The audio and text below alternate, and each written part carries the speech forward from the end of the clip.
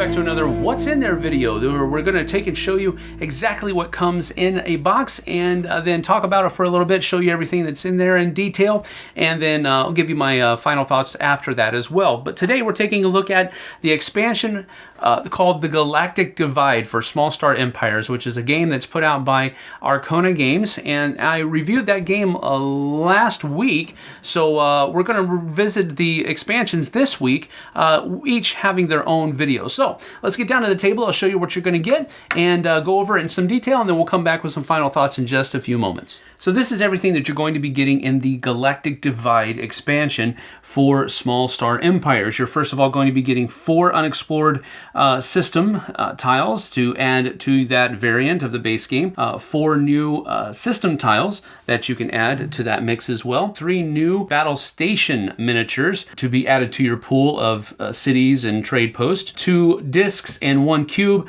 to be used on your actual player boards, which actually give us some new variable player powers to use in the game, so we'll talk about that in just a few moments. These guys right here are pirate locations, so when you reveal these guys, you will have to either damage your ship or pay 1 power in order to get rid of that. These are abandoned battle stations, and when you reveal this one, you can colonize it with a city, and it'll get you a 2-point increase automatically. Now, these battle stations here are going to be going into your pool of things that you can colonize with, your cities and your trade posts. You now have battle stations.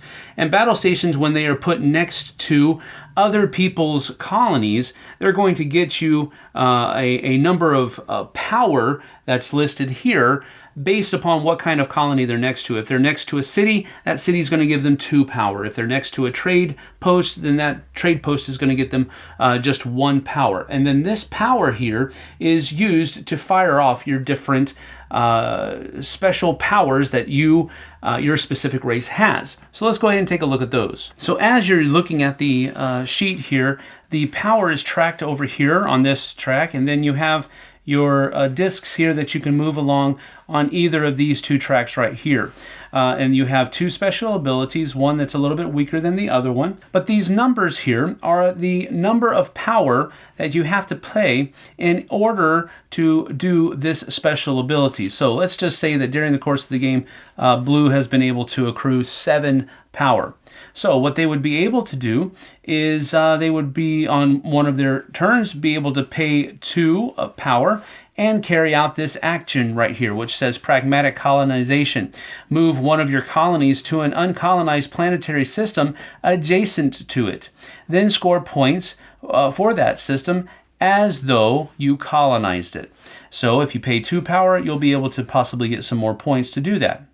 Now, there's also this one down here. If they wanted to pay 1, 2, 3 power, you could move this on up here, and this is efficient explorers. Instead of 1, move 2 different ships you control this turn. So instead of just moving 1 ship, you'll be able to use 2 if you pay the 3 power to do that. Now, additionally, these player boards also give you a reward for matching the levels of these different things. So when you match this level, you'll actually get a power back because you've matched here. And so when you move here, if you move this one, you'll get an extra 2 whenever that happens. With Hantal R Empire, you have the battleships ability, which says you can damage an opponent's ship that is adjacent to one of your ships, and you get to score 2 points when you do that. Down here, Galactic Conquest says you choose a non-nebulous system containing an opponent's city that is adjacent to at least 2 of your systems. Destroy that city and score 2 points. So as you can tell, these people are very peace-loving. The Orinor Union here have the Unity ships, where it says when moving a ship this turn, you may pass through opponent's systems and score 1 point for every opponent's city you pass through this way. So that's pretty neat. Down here, Galactic Union says choose a non-nebulous system containing an opponent's city that is adjacent to at least 2 of your systems. Colonize it with a city. So this is the exact opposite of what we just looked at, pretty much. So that's pretty cool. The Pern conglomerate here has Galactic Corporation, where you can replace one of your trade stations with a city from your reserves and score 1 point for each opponent's system adjacent to your newly placed city. So that's pretty cool. And then down here, they have trade ships, where you can score 1 point for each opponent's city adjacent to the ship you moved this turn. The Triaki tribe has the Triaki ambush, where it says you can damage one of your ships, then damage all opponents' undamaged ships adjacent to it, score 3 points for every ship's damaged this way this turn. Wow. Down here, Hyperspace Stealth, it says, instead of moving your ships this turn, return a damaged ship to your homeworld system, repair it, and then move that ship.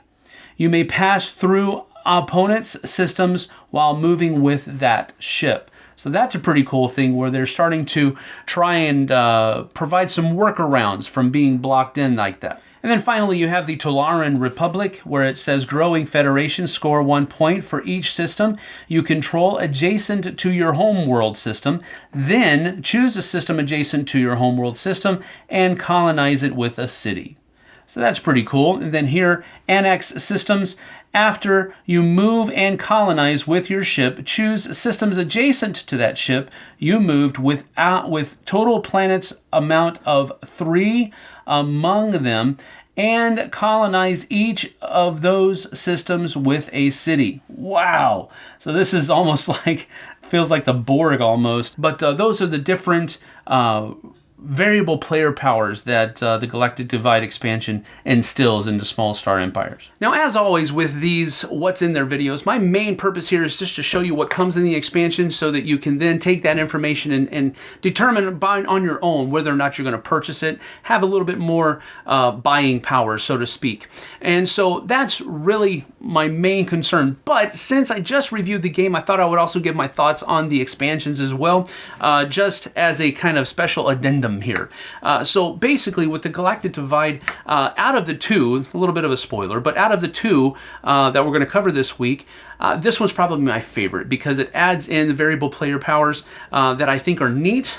Each one seems very different and plays very differently throughout the course of the game as well. Some of them are opposite ends of the spectrum. There is a definite peaceful faction, then there's also a definite warlike faction in there, and then there's some smattered in between as well. So I like that because it adds a level of complexity without making the game harder to play, because it gives you something that you can do that nobody else can do. And I kind of like that. The battle stations are also a cool idea as well to generate the power that you need to fire off those different variable player powers that you're given with your specific race. Now, this expansion will probably boost my original rating of the game to a 6 because I do like it. I like what it does for the game that much. So there is that. I want to make sure that's clear that with the Galactic Divide expansion, my rating of the game goes from a 5 to a 6 automatically because I like it when I am different from everybody else. So really the main thing that this is adding to the game is variable player powers and battle stations.